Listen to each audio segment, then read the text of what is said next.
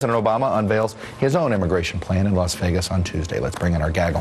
MSNBC contributor and political editor of thegrio.com, Perry Bacon.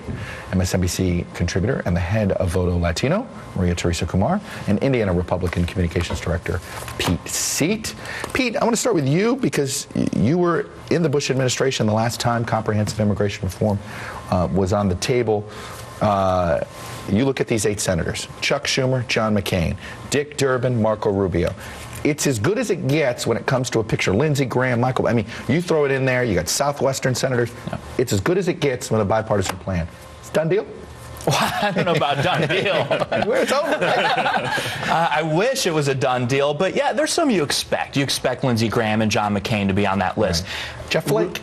And Jeff Flake, you cannot underestimate the importance of having Marco Rubio on that list. And there were stories last week about the charm offensive Rubio was doing with conservative talk radio, and you see this shift happening. It's a little defensive, though. He seems to be having to play a lot of defense. A little bit, but the fact that he's a part of it and he's so well liked in that segment of the Republican Party, right, for which comprehensive is code word for amnesty, is helpful. You know, Maria, and that's the big compromise, if you will, that these Republicans are making. Is despite all this talk that nothing comprehensive can get done anymore, Rubio and McCain are saying, no, on this it has to be comprehensive. We're never going to get border security without the pathway to citizenship. Well, and I think it also shows how McCain is mentoring Rubio, because Rubio was talking for a long time about these piecemeal approaches for comprehensive immigration reform, and basically McCain sat him down and said, you know, we actually need something that's comprehensive. Why? Because unless they pass comprehensive immigration reform, they're still going to have a Latino vote problem the next day.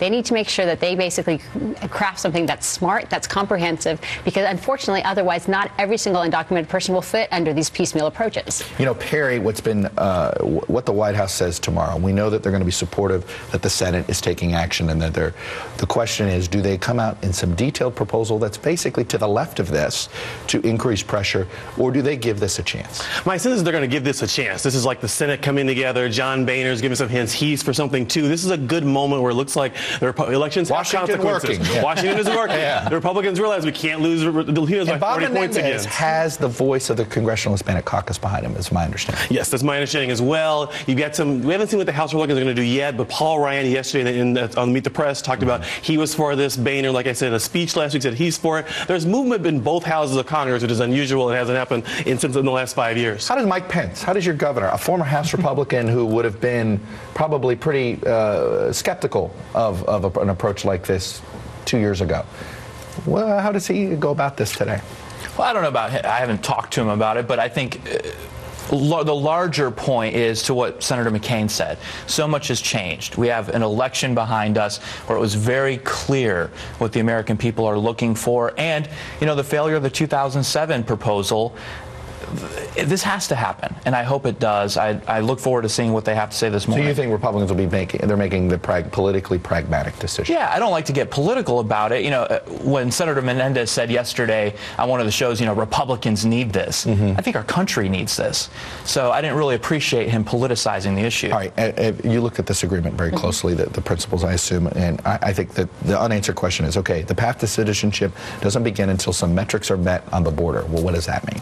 Well, that's where it gets it's a slippery slope, because the Republicans for a long time have been telling President Obama that until he completely secures the border, they're not going to come to the table. Well, what is completely secure? Exactly is right. That an impossible exactly task? Right. Exactly right. So I think what the Republicans need to do is basically say, look, we're going to give you some clear principles, but we recognize, if anything, when you start talking about folks crossing the border, because the economic downturn that we're experiencing right now, it's basically net zero.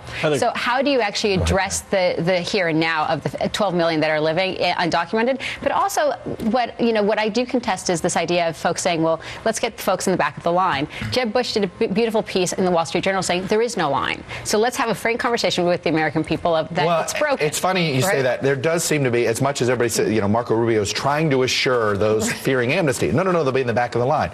Exceptions for agricultural workers, which is going to be a big chunk of folks.